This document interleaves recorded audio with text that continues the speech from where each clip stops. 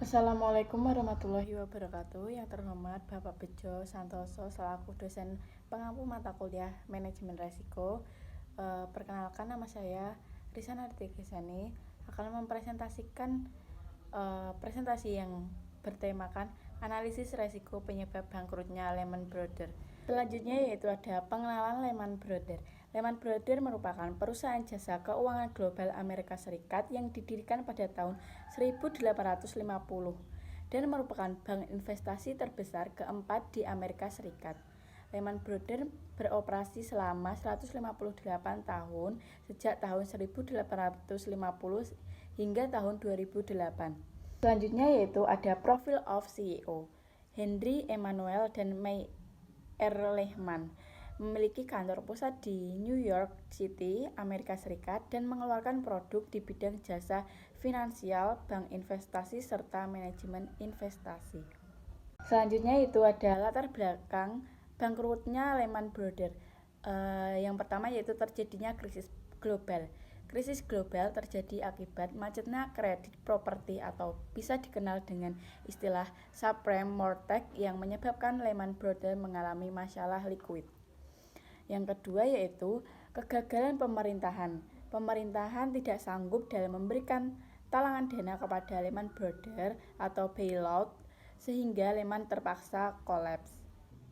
Selanjutnya yaitu ada faktor terbesar penyebabnya bangkrutnya Lehman Brothers. Pada tahun 2007 Februari hingga saham Lehman mencapai rekor 86,18 US dollar per sahamnya. Akan tetapi terdapat keretakan di pasar perumahan yang menyebabkan subprime mortgage mulai meningkat ke level yang tertinggi.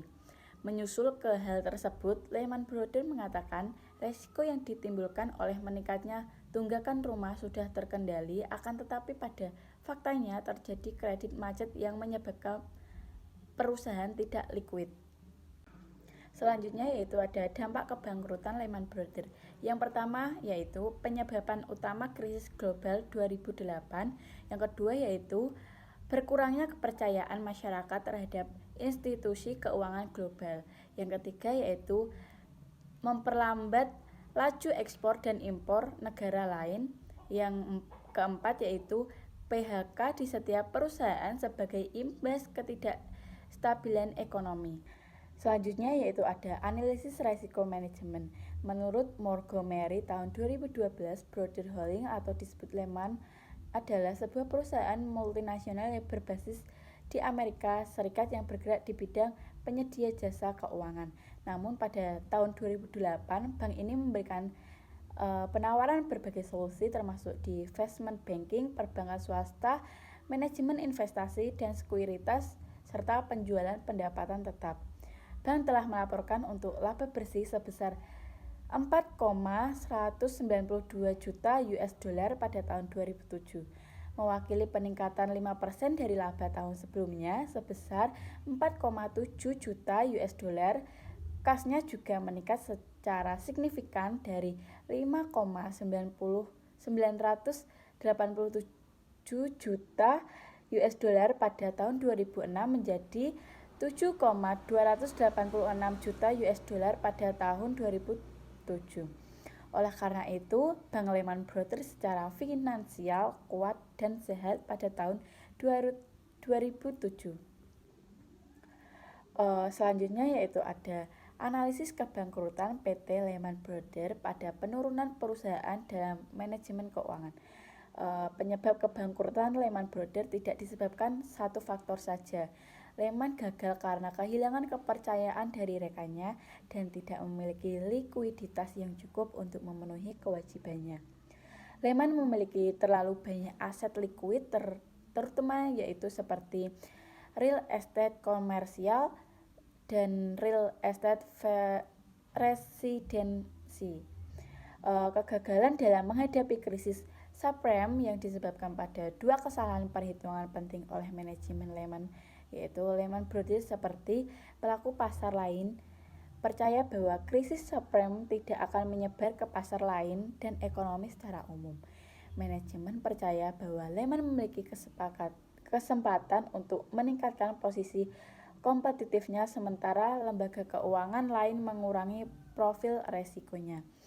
Selanjutnya yaitu ada industri warehouse yang juga mengalami penurunan berimbas negatif terhadap kondisi finansial Lehman Brothers, akumulasi aset tidak likuid, dan penurunan drastis pertumbuhan sektor perumahan. Menekan nilai nominal aset likuid perusahaan yang sempat dianggap sebagai mesin ATM, sehingga usaha real estate kondisi 18 kondisi likuid Lehman Brothers kembali mendapatkan pukulan ketika perusahaan tersebut harus membayarkan sejumlah kerugian akibat kejatuhan sektor subprime kepada lembaga-lembaga yang terlibat perjanjian CDS. Pihak Lehman Brothers berusaha untuk meyakinkan publik dan para investor bahwa kondisi finansial perusahaan raksasa ini masih dalam kondisi yang normal. Selanjutnya yaitu ada pemberitahuan dimaksudkan untuk menjaga nilai dan rating dari obligasi dan saham Lehman Brothers, sehingga para investor tidak melakukan penjualan instrumen investasi Lehman Brothers secara besar-besaran yang dapat mengakibatkan harga instrumen tersebut merosot jauh dan kehilangan daya tarik. Namun perusahaan tersebut dampaknya tidak berhasil. Saham Lehman Brothers kehilangan 50% dari nilainya harga yang hanya dalam waktu kurang lebih 4 bulan.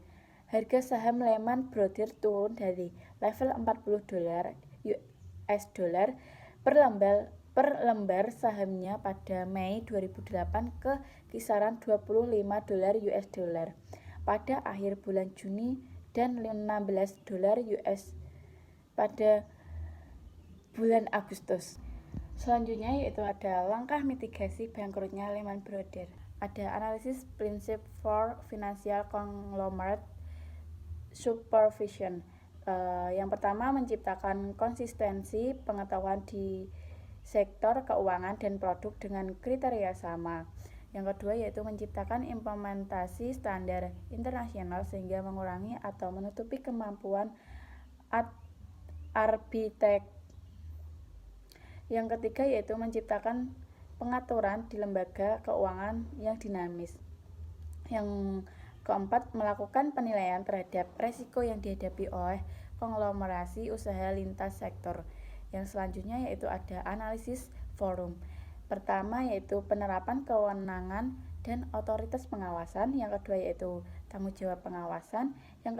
Yang ketiga yaitu penerapan manajemen risiko di setiap perusahaan. Yang terakhir yaitu ada kesimpulan. Lehman Brothers merupakan perusahaan yang memiliki pengaruh besar terhadap perekonomian global.